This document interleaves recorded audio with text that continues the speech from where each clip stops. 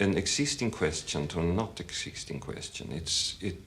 Because it's no, this problem doesn't exist anymore, because my feeling of that God doesn't exist is not a terrifying feeling. It's a feeling of security. It's a feeling of this is Earth, we are here, and the wholeness that exists, but because it exists, is inside us. And it is a creation of generations of hope, fear, desire, creative mind,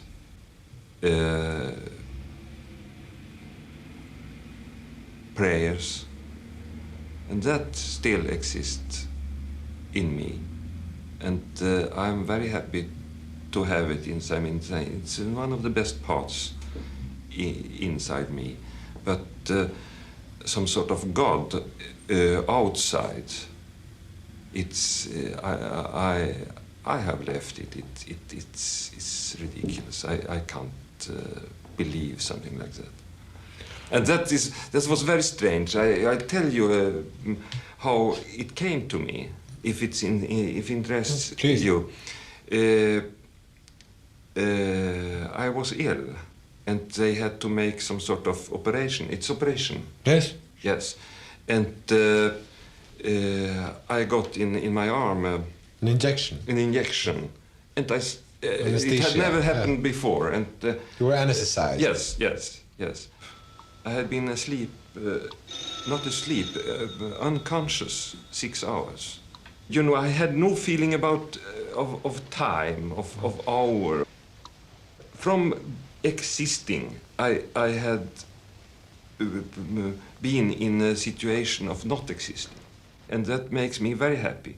That life is, I am conscious about myself and everything, and then suddenly or slowly, my conscious fades out, switches off, and it's not. It is a not existing, and that is a marvelous feeling. That from existing, I'm a not existing, and at that moment, nothing can happen to me. I think it would be terrible if somebody came after this marvelous not existing and wake me up and said, your eternal soul, Mr. Bergman, or something like that. You have to go here and there, and you are guilty for that, and not guilty for that. And I think it's just crazy. And that made me so. This feeling of not existing, not existence, made me very happy, because it was a feel of relief, because this feeling of a God, this föreställning om en Gud. This idea about a God. Yes, this idea about a God was very unhealthy, because it was a feeling of something that is perfect, that is extremely perfect, that is the most extreme perfect that exists. And in comparison, yes. To that, I always must feel like a snake, like a dirty snake. And for a human being to feel like a dirty snake is not good.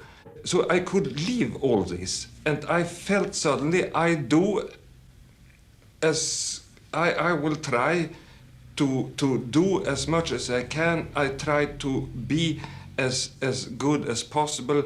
I will try until my limits, and I will try to put my limits aside, and I will try to be a human being on the dirty earth, under an empty heaven. And that is my aim, and that is my idea about my life.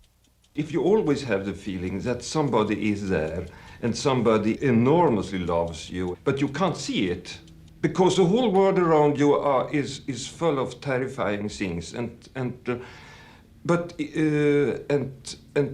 still this God or Christ is marvelous, and you are a dirty snake.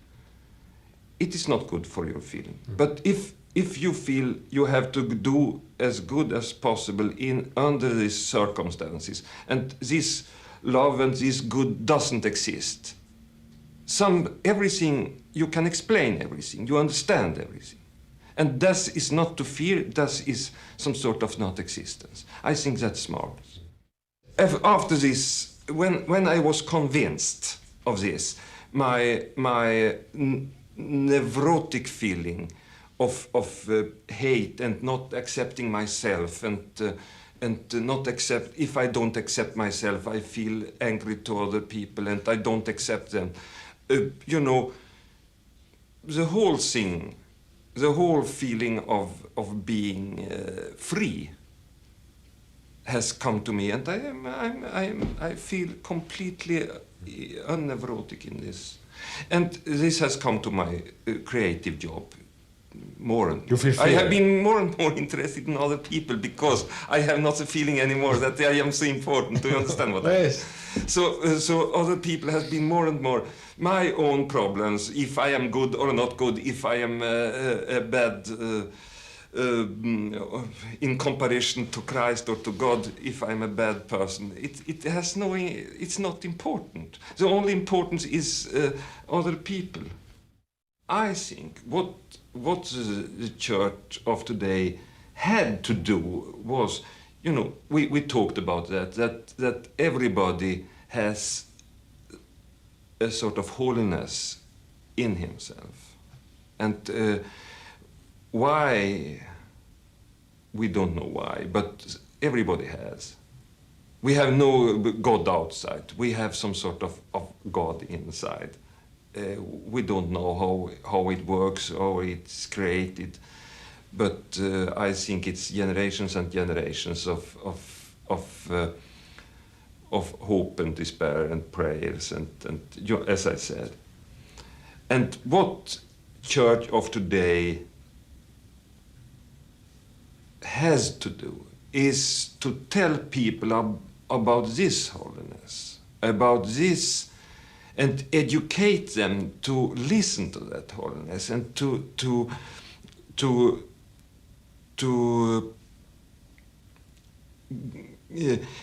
educate everybody to come in intuitive contact with this part of the soul.